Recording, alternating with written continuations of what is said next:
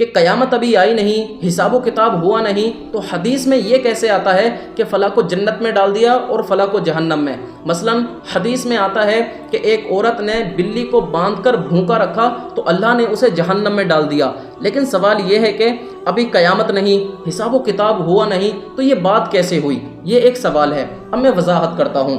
اس بات کو سمجھنے کے لیے ہمیں دو چیزیں ذہن میں رکھنی چاہیے۔ پہلا، اللہ کا علم ازلی اور کامل ہے، اللہ جانتا ہے کہ کون کس انجام کو پہنچے گا، اس لیے نبی صلی اللہ علیہ وسلم کو خبر دی جاتی تھی۔ دوسرا، حدیثیں کئی جگہ بیان کرتی ہیں قبر کے عذاب کو اور برزخ کے حالات کو۔ مثلا قرآن اور حدیث میں آتا ہے کہ قبر یا تو جنت کا باغ ہے یا جہنم کا گھڑا۔